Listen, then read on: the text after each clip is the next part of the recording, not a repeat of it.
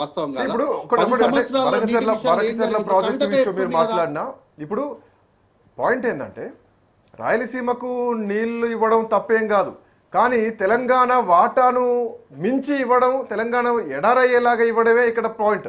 Banakacherla project కట్టడానికి అడ్డంకి కంటే కూడా ప్రాజెక్టు మిగులు నీళ్లను తరలించకపోతాం అని చెప్తే ఆ మిగులు నీళ్ళు ఎక్కడ మిగిలిపోయే వేస్ట్ అయ్యేటువంటి దారి నుంచి తీసుకెళ్ళాలి. కానీ మొదటికే గంటి కొట్టి తీసుకెళ్తే ఈ తెలంగాణకు అన్యాయం కదా, అందుకు కదా బనకచెర్లను విమర్శించేది, అందుకు కదా బనకచెర్లను వ్యతిరేకించేది. ఆ పాయింట్ మీద మాట్లాడకుండా బనకచెర్లకు వ్యతిరేకం రాయలసీమ నీళ్ళు ఇవ్వడం తప్పలేదు. ఎందుకంటే రాష్ట్రాలు పారుతూ వస్తా ఉన్నటువంటి నది రాయలసీమ కూడా నీళ్ళు వెళ్లాల్సిందే. కానీ కాలువల సామర్థ్యం పెంచుతూ అధిక నీళ్లు రాయలసీమకి వెళ్తే బనకచెర్ల ద్వారా ఇటు ఆల్మోస్ట్ తెలంగాణ సగం ఎడారయ్యేటువంటి పరిస్థితి. ఆదిలాబాదు, వరంగల్, కరీంనగర్ ఇదంతా కూడా మళ్ళీ బీళ్ల భూములు వస్తాయి. అందుకే కదా దాన్ని వ్యతిరేకించింది. ఇది ముఖ్యమంత్రి ఆ విషయం పైన మాట్లాడకుండా ఢిల్లీలో సమావేశం జరిగితే ఇద్దరు ముఖ్యమంత్రులు హాజరైతే అసలు ఆ ప్రాజెక్ట్ సంబంధించిన చర్చ రాలేదంటారు. ఆ రాష్ట్ర మంత్రి ఏమో ఆ ప్రాజెక్ట్ మీద చర్చ జరిగిందంటారు.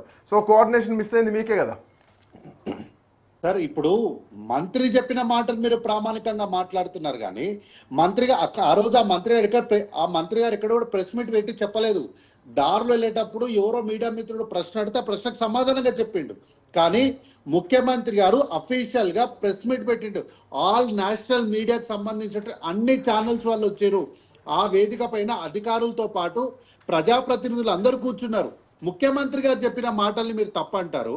మంత్రి గారు ఆంధ్రప్రదేశ్ రాష్ట్రానికి సంబంధించిన మంత్రి చెప్పిన మాటల్ని పట్టుకొని మీరు నిజమని ఎట్లా అంటారు?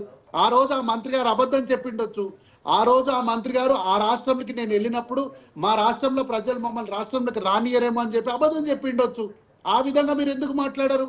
కాబట్టి ఎప్పుడైనా మంత్రి అబద్ధం చెప్పినారు, ఎందుకంటే ఆ మంత్రి అబద్ధం చెప్పారు. ఆంధ్రప్రదేశ్ అబద్ధం చెప్తోంది, ప్రజల్ని మోసం చేస్తుంది, ఆంధ్ర ప్రజల్ని మోసం చేస్తుంది, బనకచెర్ల విషయంలో అని మీరెందుకు వాదించలేకపోయారు? ఆ చర్చనే పక్కన పడేశారు. నేను విజ్ఞప్తి ఏం చేస్తున్నంటే తెలంగాణ విషయంలో నీళ్ల విషయంలో మేము అన్యాయం చేయడానికి మేమేమి ఇక్కడికి వలస వచ్చిన వాళ్ళం కాదు. మేము వేరే రాష్ట్రం నుంచో వేరే ప్రాంతం నుంచో తెలంగాణ గడ్డపైకి వలస వచ్చిన వాళ్ళం కాదు. ఈ మట్టిలో పుట్టి ఈ మట్టిలో ఈ గడ్డలో కలిసిపోయేటోళ్ళం మేము. కాబట్టి మాకున్నటువంటి ప్రేమ, మా నీళ్లపైన మాకున్నటువంటి చిత్తశుద్ధి. రాజు గారు, నీళ్లపైన చిత్తశుద్ధి ఉంది అని వాళ్ళు అంటున్నారు, నీళ్లు తరలిపోతున్నాయని మీరు అంటున్నారు. మీరు అడిగిన ప్రశ్నలకు అసెంబ్లీలోనే సమాధానాలు వస్తాయంట. అసెంబ్లీ కేసీఆర్ వస్తారా? కేసీఆర్ వస్తే సమాధానాలు వస్తాయా? రాజు గారు ఫైనల్ కన్క్లూడ్ చేయండి. నేనేమంటున్నానంటే కాంగ్రెస్ పార్టీ నీళ్ల పైన మాట్లాడితే, నీళ్ల పైన వీళ్ళ చిత్తశుద్ధి మాట్లాడిస్తే దయాలు వేదాలు కాదు కదా, ఇక అఘోరాలు ఏదో చేసినట్టు నాట్యం ఆడినట్లు ఉంది వీళ్ళ పరిస్థితి. ఎట్లా ఉందంటే అత్యంత ఘోరంగా మాట్లాడుతా ఉన్నారు ఈ రోజు. వీళ్ళకు భాష గాని, తెలంగాణ మీద ప్రేమ గాని, తెలంగాణను అభివృద్ధి చేసుకుందామని కానీ, ఈ 2 ఏళ్లలో తెలంగాణ ఎంత కిందికి వెళ్ళిపోతుందని కానీ, తెలంగాణ రియాలిటీ రంగం ఎంత దెబ్బతిన్నది, జీడిపి ఎంత దెబ్బతిన్నది, పర్ క్యాపిటల్ ఎంత దెబ్బతిన్నది, అసలు వీళ్ళు ఎంత ట్రస్ట్ ను కోల్పోయారు.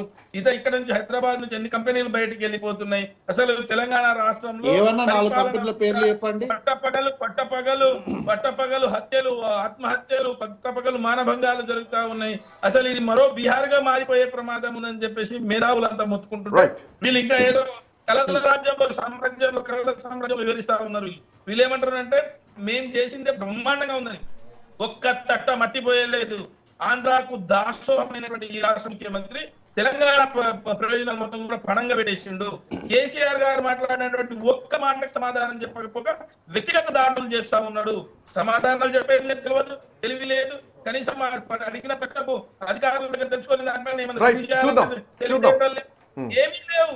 ఉదయం లేస్తే లక్కీడ్రాలో ముఖ్యమంత్రి అయినటువంటి ఈ ముఖ్యమంత్రి గారు ఇక రాష్ట్రాన్ని మొత్తం సర్వనాశనం చేయడానికి కూర్చున్నారు. అందుకొరకే ముఖ్యమంత్రి 2 ఏళ్ల పాటు కేసీఆర్ గారు 2 ఏళ్ల పాటు ఏనాడు కూడా కేసీఆర్ గారు మాట్లాడలేదు. వీళ్ళకి సమయం ఇద్దాం, కష్టపడేందుకు ఏదైనా చేస్తారేమో.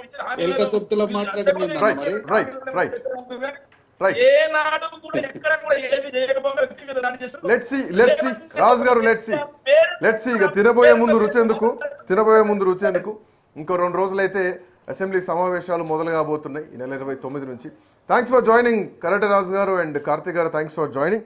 సో ఉమ్మడి పాలమూరు జిల్లాలో, అంటే ఉమ్మడి మహబూబ్ నగర్ జిల్లాలో పాలమూరు రంగారెడ్డి ఎత్తిపోతల పథకానికి గతంలో ఉమ్మడి ఆంధ్రప్రదేశ్ ఉన్నప్పుడు కేవలం 17 టీఎంసీల నీళ్లు వస్తే బీఆర్ఎస్ పార్టీ అధికారంలోకి వచ్చిన తర్వాత దరిదాపు 37,000 కోట్ల రూపాయలు కేటాయించి దాన్ని ఆల్మోస్ట్ 90 టీఎంసీల వరకు కూడా తీసుకెళ్ళినటువంటి సామర్థ్యం.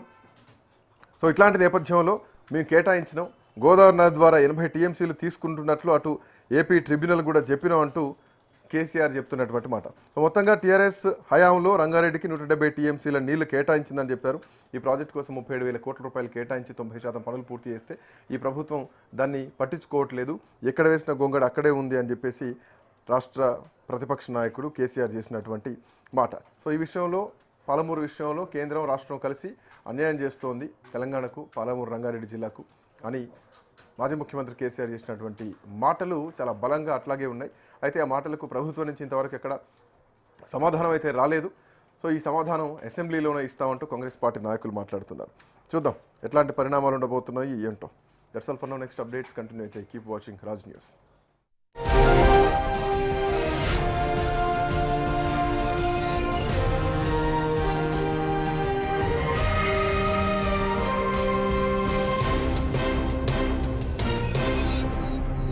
Abroad education dream